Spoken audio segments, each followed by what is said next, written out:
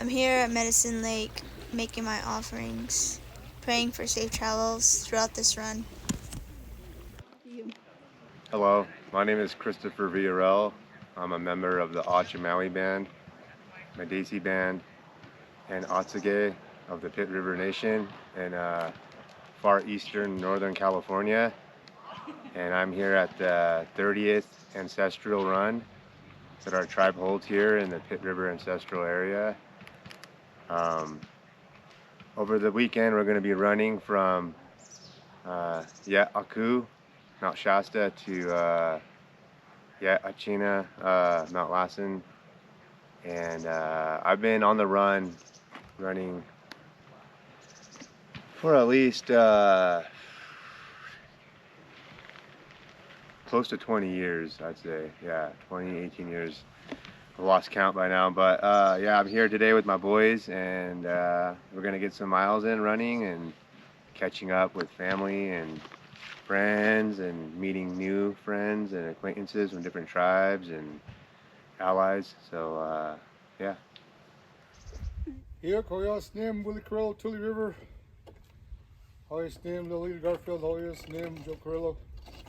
We're at the base of Little Glass Mountain, the base of Mount Shasta, and we're going to leave our offering to these sacred sites. And this mountain is obsidian. As a visitor coming up here and traveling up north to run through this ancestral run, I have been doing it since I was a little girl. And seeing this over the years, more and more trees being cut down from these logging companies, messing with this beautiful sacred land, as well as wildfires testing the resilience of these trees. Day 2 of running, we're at camp at Mount Shasta right now, about to leave. We're all packing up.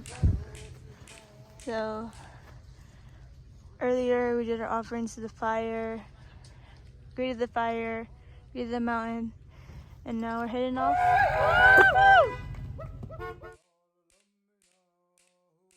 What the run means to me, it means a lot. Just personally, it helped me with my 20 plus years of sobriety, being clean and sober. For Isawi Pit River people, it's kind of like one of our main ceremonies we have.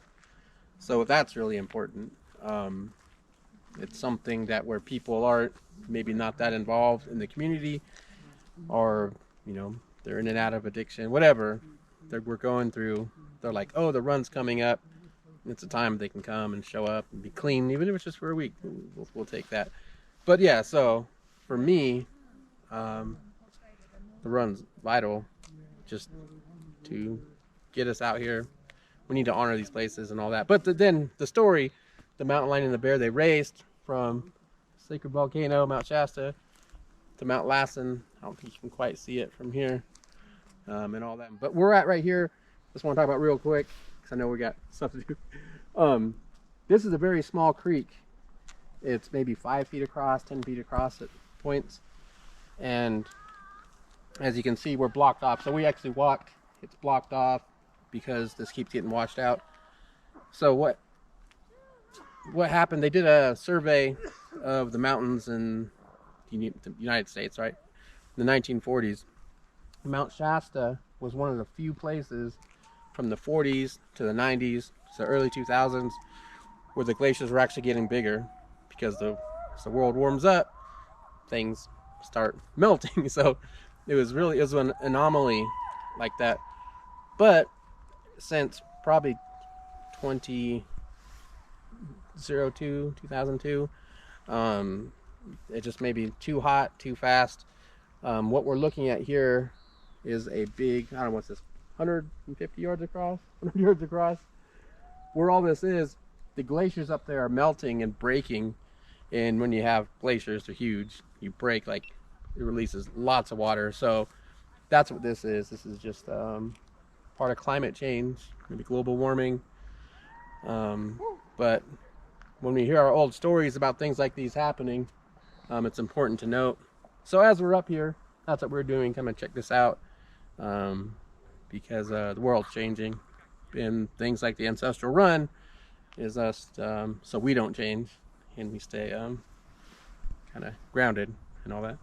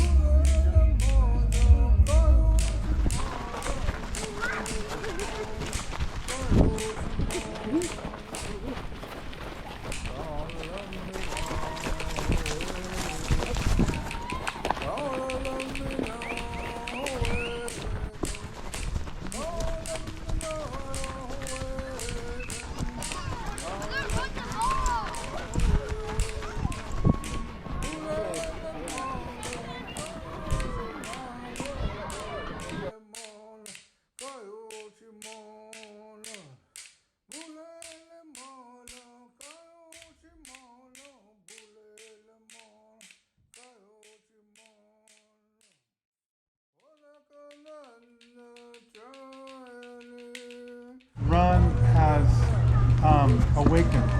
So we are grateful for the Ancestral Run. This is the 30th run, the 30th year. Yeah. And we started out with 5 runners: Angel Wynn, Sonny Montgomery, Drew Montgomery, my son Bear, and myself running.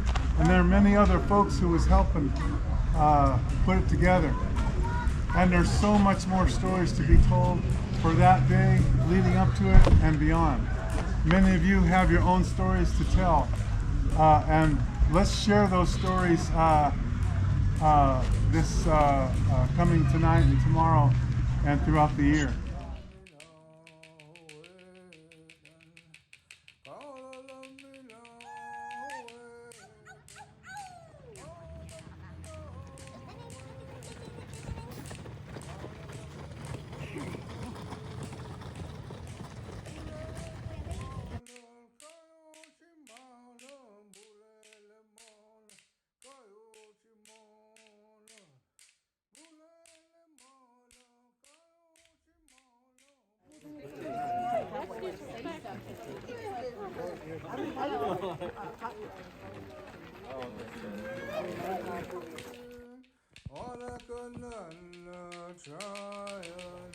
Close to the top, wait.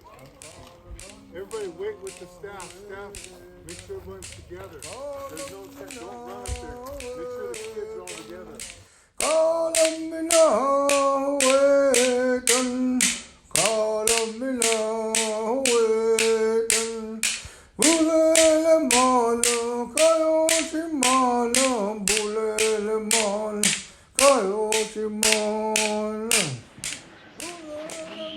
The obstacles on the Ancestral Run, which we've had many, you name it, we've probably experienced it, but lately the bigger obstacles is like a bridge being washed out. Brand new, there's the second one, millions and millions of dollar bridge, it's all cement and metal, by the slow moving mud because of the melt of a glacier in Mount Shasta. Just, you can hear these rocks. Imagine big boulders just making a tumbling sound, you know, moving, and nothing can stop it. Just pushed everything. It's this big river of mud. And so now they rerouted the road. It's probably going to be the permanent reroute.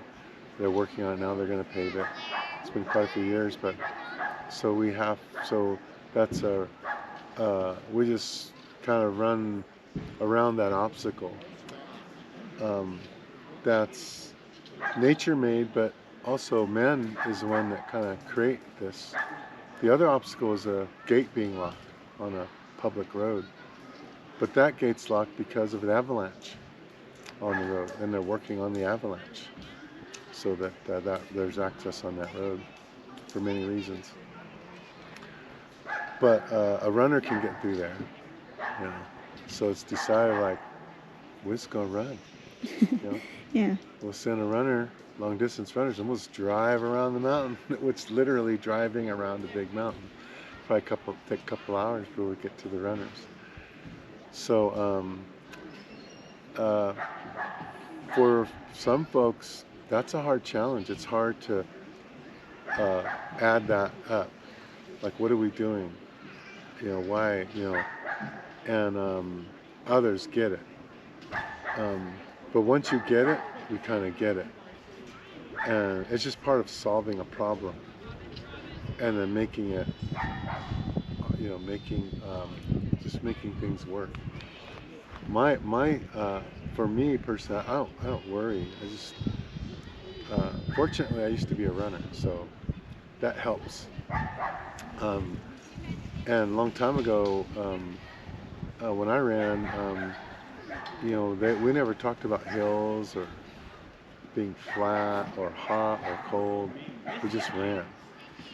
And I always wonder when I turn a corner, like, man, there's no one there, so I just keep running. Like, wonder when there's supposed to be a person waiting for me. But I didn't know how far I was running. They said, well, till the next person. When do I know to stop? Till see the next person. I ran for 4 hours. Ran almost, I think it was 25 miles. And it's like, wow. Okay, well, this is kind of cool, I don't know. It's like, there's no, like, give me 2 miles. It was ran, hours and hours. And I liked it, you know. So there's no worry back in them days. Because those people that had us, they didn't worry. I think maybe they taught us not to worry because they already had a plan. And I didn't really have to be part of that plan. They already thought about my role. I'm just a runner. So I kind of feel like I've kind of inherited, so I plan.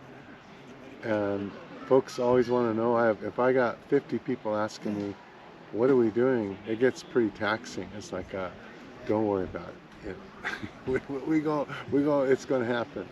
And it winds up being good, but the obstacles could be, we don't have any money for food, or something. It's like, well, let's have stew.